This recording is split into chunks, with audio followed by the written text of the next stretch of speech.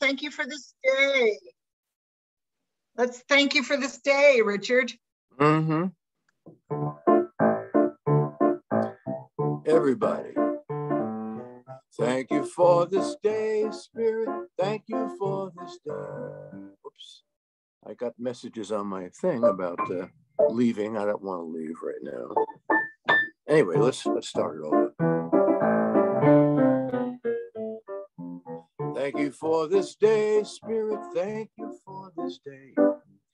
Thank you for this day, Spirit. Thank you for this day. This healing, this healing, this healing day. This healing, this healing, this healing day. Thank you for my friends, Spirit. Thank you for my friends. Thank you for my friends, Spirit. Thank you for my friends. My beautiful, my beautiful, my beautiful friends. My beautiful, beautiful friends. Thank you for my health, Spirit. Thank you for my health. Thank you for my health, Spirit. Thank you for my health. My glorious, my glorious, my glorious health. Glorious, my glorious, my glorious health. Thank you for my life, Spirit. Thank you for my life. Thank you for my life, Spirit. Thank you for my life. My wonderful, my beautiful, my fabulous life. My wonderful, my beautiful, my fabulous life.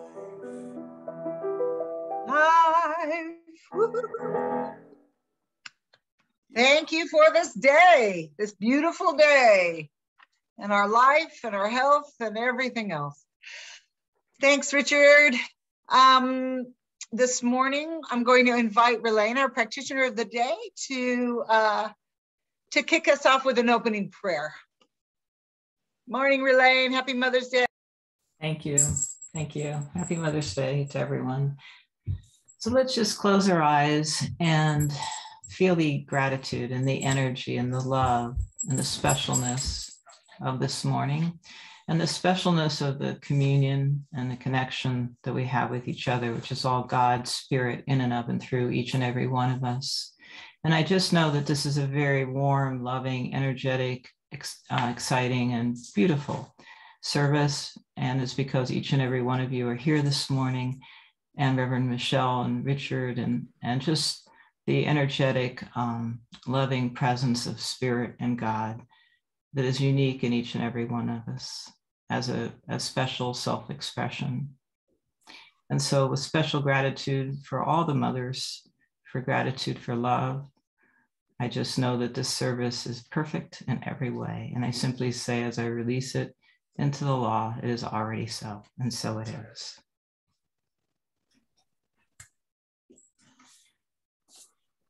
So my quote for this morning is from Ernest Holmes. Love is free from condemnation, even as it is from fear. Love is a cosmic force whose sweep is irresistible.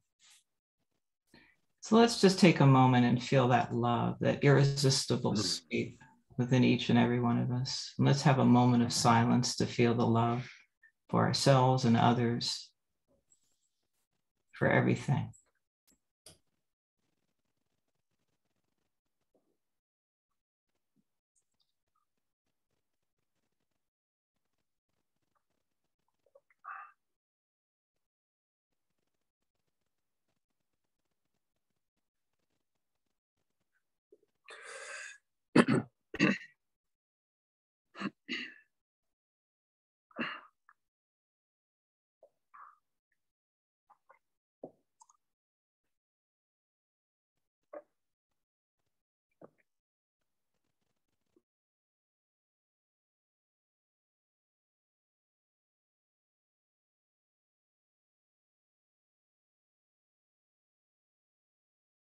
So as we come back into our little Zoom room, let us say together the affirmation for May.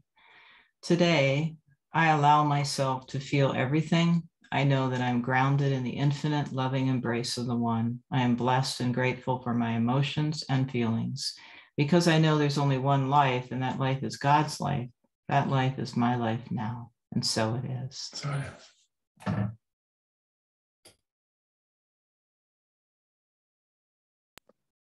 All right. Well, Richard, what have you got for us this morning? You have some special music for us? Yes, I do. What do you got? Here's something by Josh Groban. So beautiful.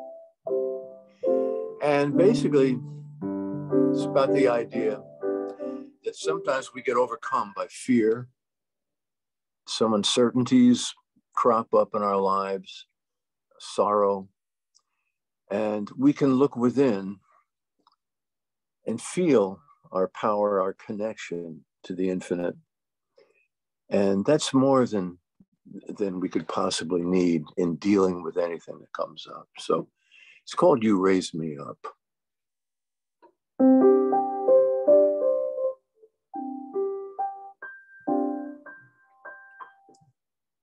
When I am down and oh my soul so weary,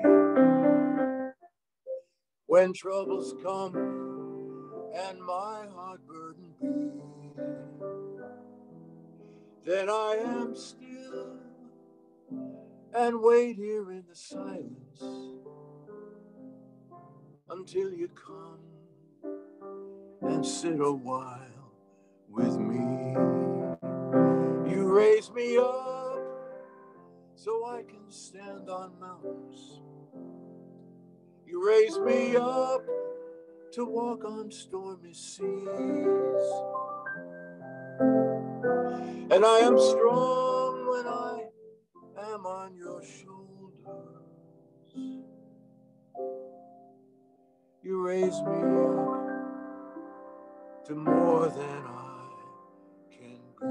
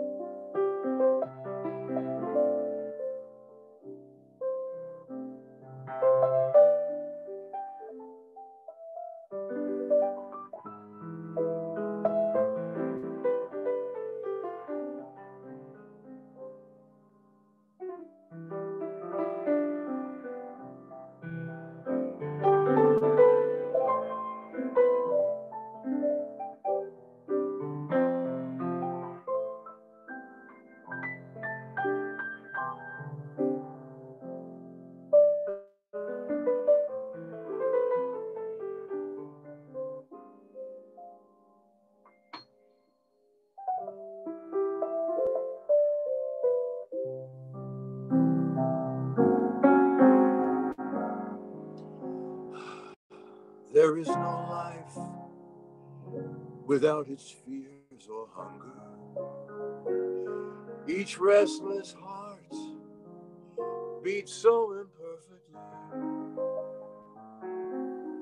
But when you come and I am filled with wonder, sometimes I think I glimpse eternity. You fill me up so I can stand on mountains. You raise me up to walk on stormy seas. And I am strong when I am on your shoulders. You raise me up to more than I can be. You raise me up to what I'm meant to be.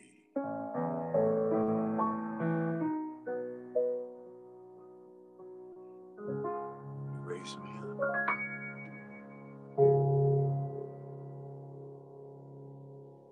All right.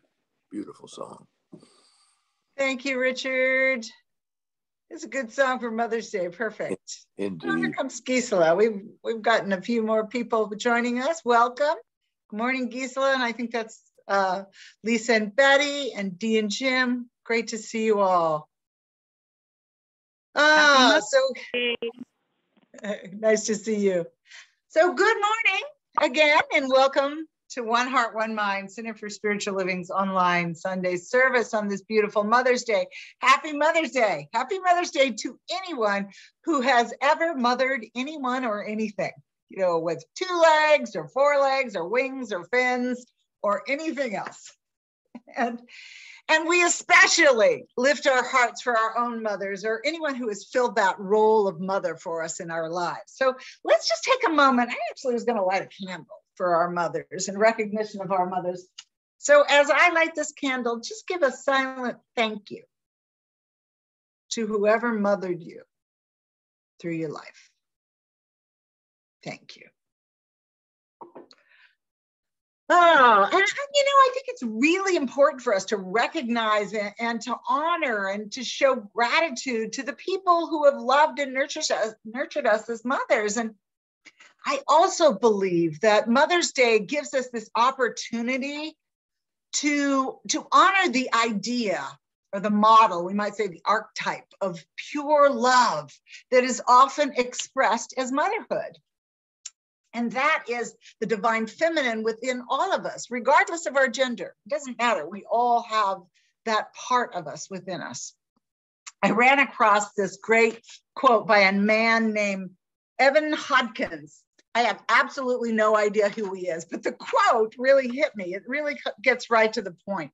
And he wrote this. He said, "The quality of God that gives of itself, nurtures life, and holds everything together is pure love, unconditional love. And the model we've been given for this way of loving and living is motherhood.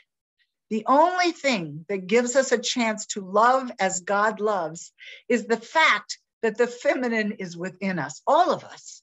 This is the magic of motherhood, of the divine mother." I love that.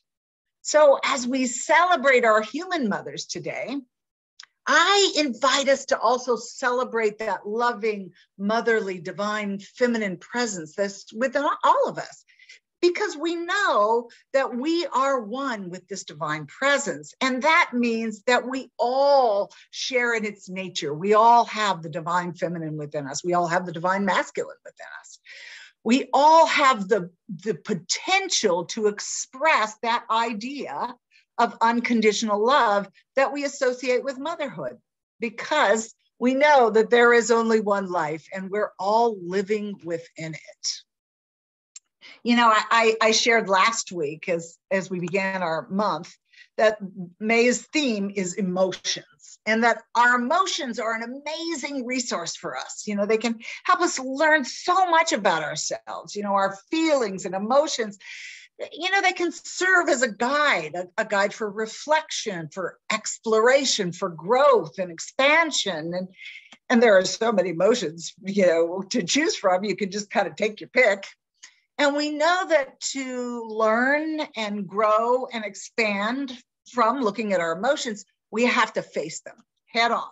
We have to feel them and engage with them. And that isn't always a very pleasant or comfortable experience. But we also know that creating a strong foundation of trust and faith in that divine presence in God, which is within us, supports us in any experience or emotion that comes along, especially when we allow it to move through us. You know, we don't try to bury it. We allow it to point us in the direction of a more elevated emotional state, one that we want to experience and one that we want to create our lives from. You know, I found it really interesting, and I was saying this during the meditation before the service, that when I realized that not only was today Mother's Day, a day when we focus on unconditional motherly love, But today's topic is all about fear. And at first I thought, well, that seems like kind of a strange contradiction. But the more I thought about it, the more I realized it's actually kind of perfect. Here we are talking about the ultimate in unconditional love, expressed as motherhood and as a divine feminine. And then we get to look at the blocks that get in the way of expressing that unconditional love. You know, Roger Teal is one of my favorite New Thought ministers, Science on My Ministry. He was the minister at the Denver church, at Mile High Church, for like 40 or 50 years. But anyway, he wrote this wonderful book called This Life is Joy. And in his book, he gives us a glimpse of how fear can actually lead us into a place of deeper, unconditional love. He wrote, if you boil down all the emotions to the most basic level, there are really only two: love and fear. Among the many gifts that fear brings us, the most profound one, and here's where the part that I really love, the most profound one is the invitation to return to that love in this moment that is within us. We are at choice every moment to return, to connect to that part of us that is unconditional love, that is the divine. You know, and fear is really one of the most common human emotions. And honestly, it served us pretty well as human beings. You know, touch the fire, get burned. The fear of getting burned keeps us from touching the fire again. You know, run from the bear because the teeth and the claws are pretty scary looking. But beyond just our physical survival, if we take fear too far, it can paralyze us or deter us from actually stepping into the possibility that is inherent within this wonderful infinite life that we live in, the life of God. But to move past our fears, first we have to acknowledge them and face them. And, you know, just like Roger Teal said in his quote, fear has many gifts. And we can use our fear as a tool to redirect our thoughts and our feelings. You know, I ran across this really wonderful illustrative story. I love stories. Stories really bring principle into actual life. You know, and this story shows that we can either stoke the fire of our fears or we can face what is and know that we're grounded in this foundational support of the divine presence of God. And when we develop that unshakable trust in life, in knowing that no matter what happens, everything is ultimately going to be all right, we can move past what might seem like this unmovable object. Although I have to say we should still probably run from the bear. I know I will. So I'm going to read this story to you. It's a great story. Death was walking towards a village one morning, and a man asked, "What are you going to do?" "I'm going to take 100 people," Death replied. The man hurried to warn everyone he could about Death's plan. As evening fell, 1,000 people in the village died. The man met Death again. "And you told me you were going to take 100 people. Why did 1,000 die?" the man demanded to know. "I kept my word," Death responded. "I only took 100 people. Fear took the others." Isn't that true? Fear perpetuates fear. But you know what? Love perpetuates love, and kindness perpetuates kindness, and compassion. Wherever we put our attention, whatever we feel in our heart, we create more of that. I've got a lot of quotes, I just realized that, but let's get a little wisdom from our founder, Ernest Holmes, on this subject. Holmes wrote that fear begins and ends within the mind of the one thinking it. The nightmare of its binding and restrictive thought is broken as we turn to a belief in the goodness of God, the presence of a creative mind, and the feeling of love that never fails. As we do this, I love this line, a peace steals upon us and a faith rises up again within us. Can you feel that faith, that love rising up within you? What we put our attention on, we get more of. I had this, it's so funny how life is, things pop up that support whatever it is you're thinking about. So I had this interesting experience with a snake the other day. So a couple of weeks ago, I saw the snake in my garden, and I could only see about a foot of its tail kind of sticking out from the bushes, but it was thick. So I knew it was big, but I didn't see a rattler on the end. So I knew it was probably just a garter snake. But snakes, I don't have a fear of spiders or rodents, but snakes. So I've always been a little bit afraid of snakes. So on this last Thursday, I was out in the garden, and there he was again. But this time he was right in the part of the garden where I spend a lot of time. So I kind of steeled myself, and I went and I got a shovel. I have to admit, the idea of getting rid of the snake forever did cross my mind, but I didn't want to do that. I was just going to pick him up on the shovel, and I was going to try to move him to another part of the yard. But every time I got enough of him on the shovel, he fell off. So then finally, we found ourselves looking at each other right in the eyes, face to face. He was still a good solid 5 feet from me, so I wasn't too afraid. But when I looked in his eyes, it hit me that, you know what? He had just as much right to be here as I did. I didn't have to hang out with him. And he really wasn't that scary. And he really honestly was doing his part. He was eating insects and rodents. And then suddenly he kind of shot off like a flash. He really went fast, and he went right underneath our shed, which is probably where he lives. And I'm okay with that. But here's the thing, and here's the lesson that I got out of it. Just that split second of looking him in the eye dispelled almost all the fear I had about the snake.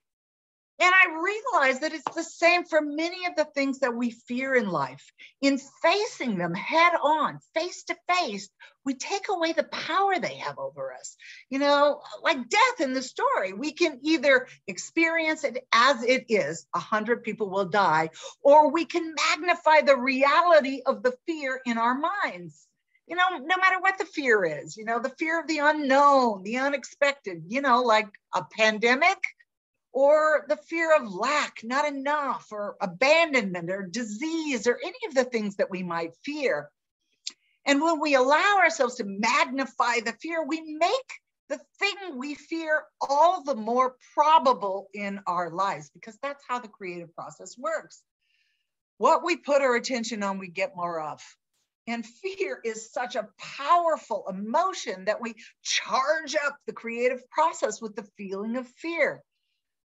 But when we face our fears, just like the snake, it tends to dissipate. It really becomes manageable. Now, reality is I'm probably not going to go out and hold that snake anytime soon. But now I can see it for what it is, just another experience, just another one of God's creatures, just living its life. And I'm not so terrified and paralyzed by it. So I want to talk about how trust and faith in life, in God, are the antidotes to fear and fearful living. So I mentioned that as far as survival as a species, fear has served us pretty well. But if we're going to evolve and grow as individuals and as a human species, we have to understand that the physical world that we live in, that we see, is just an effect. It might look really solid and separate. We might look separate from each other, but everything in the physical world is temporary. And it's changeable. It's changing all the time. But it has this underlying cause from the invisible world, from the world of God, spirit. It's causal. And it's this underlying presence that unifies everything. And as we understand and experience this unifying presence and build an intimate and intuitive relationship with it, the more we establish a trust in its wisdom and its flow, And we begin to see ourselves in unity with something larger than ourselves, something good and lovingly supportive, but something that we don't have to fear, because we can see it from that larger perspective, and we can learn to participate or co-create with it. And the more we do that, the more we demonstrate positive changes in our individual lives and in our collective lives, in the world, in human consciousness, in everything we do. And the more we build a foundation of trust and faith in the unity of the goodness of this life and our unity with it, the goodness of this divine presence, the less we see ourselves as separate from God and life, and the more we participate with it, we flow with it. You know, the reason that we do our spiritual work and our spiritual practices is so that we can kind of reawaken that idea of our unity with God, so that we can go behind the curtain, so to speak, like the Wizard of Oz, you know, and see who we truly are, so that we can connect with that. I like to call it the witness part of ourselves, and I'm not alone in that. Lots of spiritual teachers call it the witness part of ourselves, or the God part of ourselves. That part of us that can never be injured or hurt in any way, that witness self, or we, like I said, we may want to call it the God self, walks with us through things that frighten us. And in our unity with this witness self, we can experience everything and still be okay. And when things happen that are scary or painful, we don't have to ignore them. We can feel them. But when we do it in unity with this witness self, this part of ourself that belongs to the larger life, we find that we're still okay. We're still all right. We can weather any storm. You know, moving into that witness self state is a powerful practice. You know, we can do it any time of the day. We can plug into it. We can move back into that larger life. And that practice allows us to sit in whatever fear may come up for us. And just like looking that snake right in the eye, the witness self can look fear right in the eye and sit with it before it becomes so all-consuming that there's no space left for thoughts of what is possible here, or to see, as Roger Teal said, the many gifts that fear can bring us and what is possible for us. You know, I was listening to a recording by Ram Dass. You probably all know who Ram Dass is. He's the Be Here Now guy from the 60s. And he made his transition a few years ago, but he was talking about fear and the witness self. And I love the way he described that larger witness self. He said that, imagine that you had a painting of a cloud, a gray cloud against a beautiful blue sky, but you only had this really small frame. It was really too small for the picture, but you used it anyway. And you ended up with just a painting of a gray cloud because you couldn't see any of the blue sky at all. So when you looked at the painting of the gray cloud, you might say, I see a gray day, or all I see is fear. But if we enlarge the frame even just a little bit, we begin to see the blue sky surrounding the gray cloud, and we can say, oh, it's just a gray cloud, a little bit of fear, and it will pass, and I am safe in the clear blue sky, in the presence of the divine, in the presence of God. You know, and here's where I think the two topics that I was talking about today, the unconditional love of the mother, the nurturing presence of the divine feminine, and the idea of fear kind of intertwine, they kind of come together. It's the unconditional love of the divine feminine within each of us, which exists within that witness self, that God self that I'm talking about, that's the antidote for fear.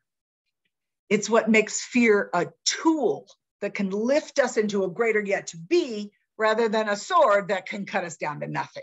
You know, it's this nurturing divine presence that holds us safely without judgment or blame, and it allows us to experience our fears, to look them right in the face, like the snake, keep going back to that snake, and see them for what they are. Just a snake or just a gray cloud, but that it's passing across a beautiful blue sky. And that makes it possible for us to move past them, to face our fears with the security, the safety, the foundation of the divine, from that place of knowing that all is actually well in this larger life. So there's one more thing I want to share before I end today. I just read this, and I was looking for, as I always do, I was looking for a little bit of wisdom on the divine feminine or mothers for Mother's Day today. And I read that in the Buddhist tradition, there's an expression. Love this expression. It says, either you cover the mother with the world, or you cover the world with the mother. So let me say it again.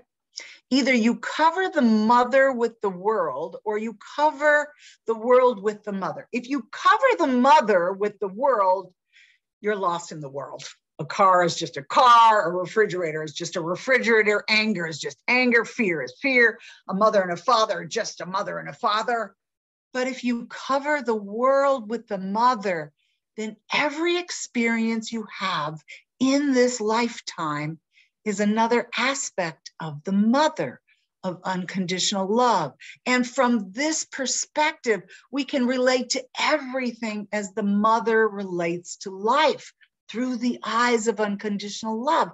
And then our relationship to everything is learning to love, to interact with, to experience everything through the heart of a loving mother. Can we feel the difference? We can either be washed in the world of form and just see it as the world of form, or we can witness it from the place, from the heart of a loving mother. I really like that idea of being able to embrace everything as an unconditional, loving mother would embrace everything. And as it is with all emotions, awareness is the key to transforming fear, whether it's on the surface or whether it's buried deep within us. When we allow ourselves to openly and honestly explore our fears, to look the snake in the eye, from the safe and loving foundation of the divine presence, the divine feminine of God, then we can face our fears head on.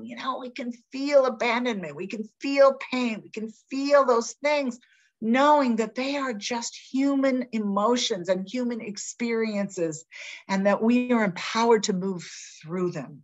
Not from who we think we are, just as human beings, but we are empowered to move through them from who we truly are. Divine beings, one with this larger life of the divine. We're one with the blue sky.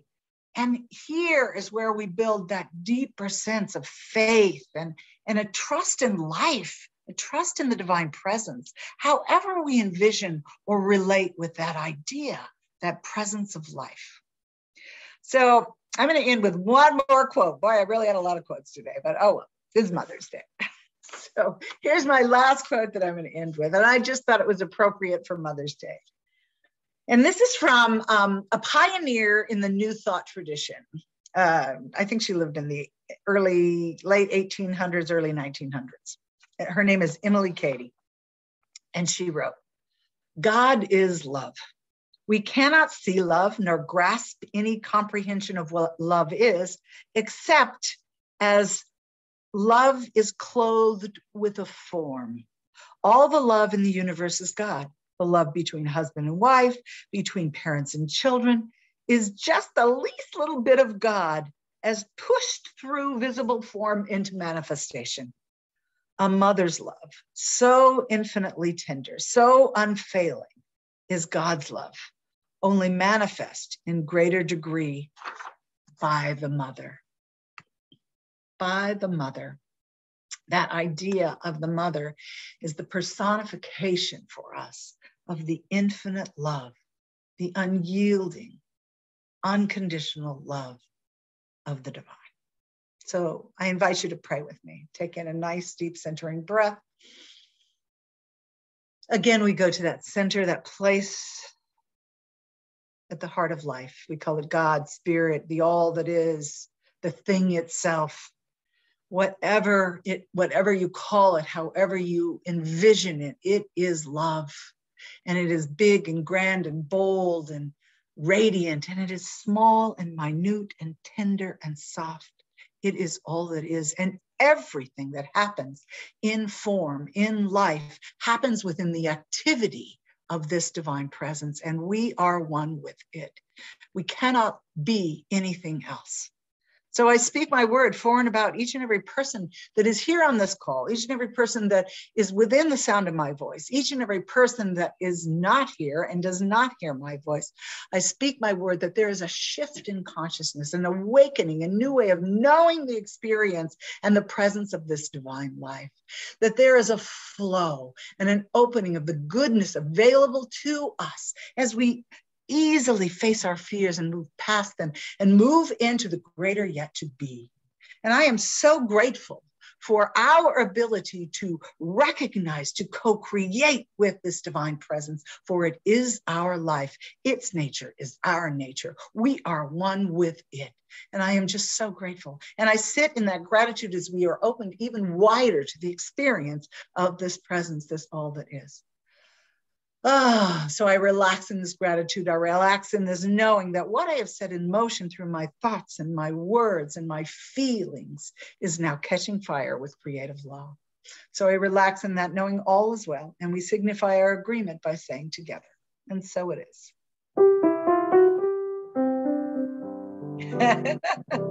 Love that.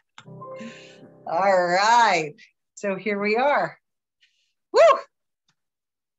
So all right. Now is the time for our sacred giving, where we can practice that law of circulation that we teach in the science of mind. Knowing that we have been fed here spiritually, we can give back to that which has fed us. And we have a couple of ways that you can do that. You can do that from Venmo, and that's done at the One Heart, One Mind Center that you see there in the screen, where it automatically goes into our bank account and there's no fee for the donation.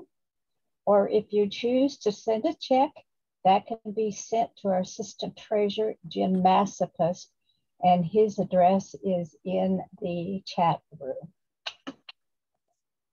So now we are going to say our sacred giving affirmation.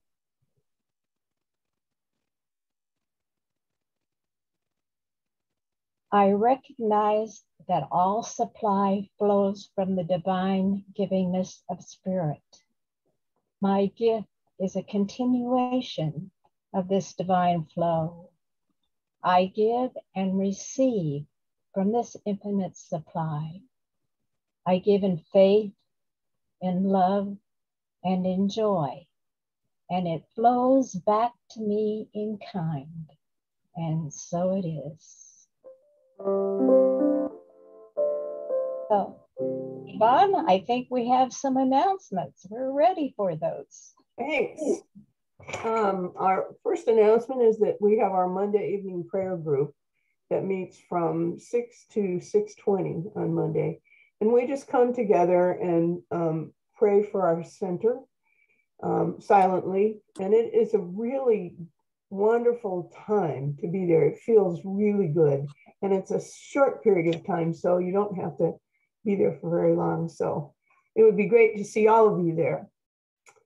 And then Tuesday evening, we have a Zoom meeting from 6 to 7, and everybody's welcome to attend. We've been having these wonderful, lively discussions. They really get going. It's really fun. Reverend Michelle has been basing her guidance for this stuff on essays by Ernest Holmes that are in the Science of Mind program, discussion program. And she's going to lead us through cause and effect on Tuesday. And I really think that you would enjoy it if you come, because it's ways of looking at things that we maybe haven't thought of all the time. Then we also have our unexpected or unscheduled, if you prefer, fundraiser still underway. And the way that works is you start looking for or expecting to have money come into your life. And when that happens, because you're changing your thinking, you take 10% of that and give it to our our center. And I think it's pretty darn cool that this past week we booked $110 for for unexpected income. Oh, wow, that's pretty good. Yeah, I thought it was really cool. Yeah. So it's really fun, and you'll be amazed at how it really works.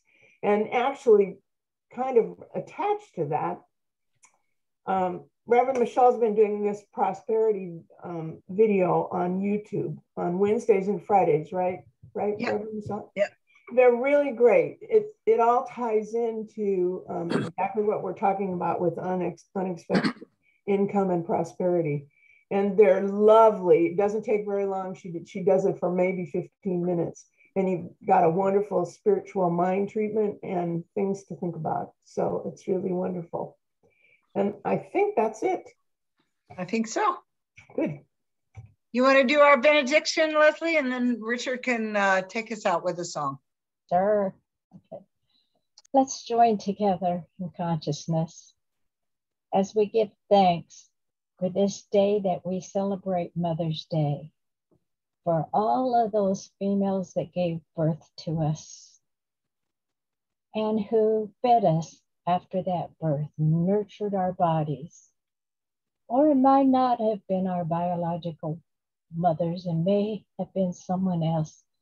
And we are grateful for them also, for the food that they gave us, for the knowledge that they exposed us to, for the spiritual education, for making us the adults that we are today.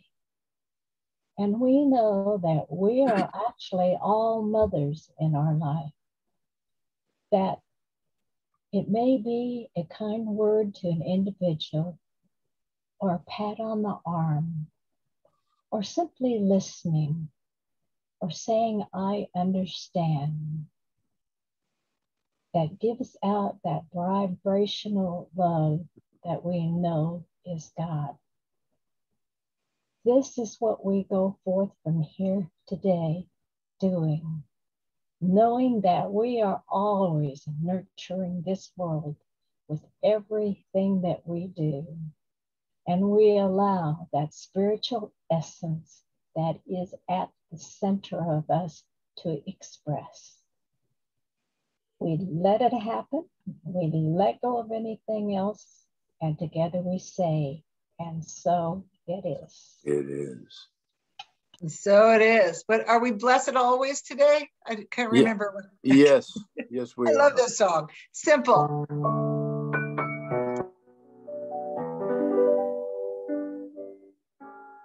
We'll do this twice.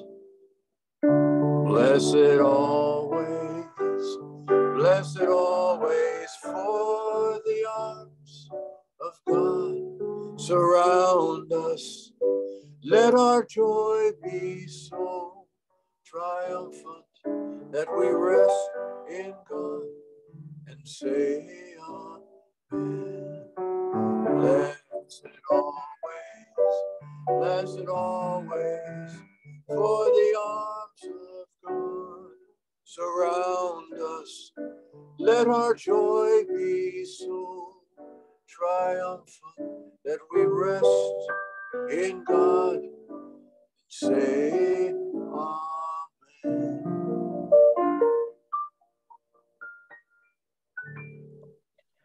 Blessed always. Happy Mother's Day. Thank you, Richard. And happy Mother's Day to everybody else as well. I think you've said that many times today.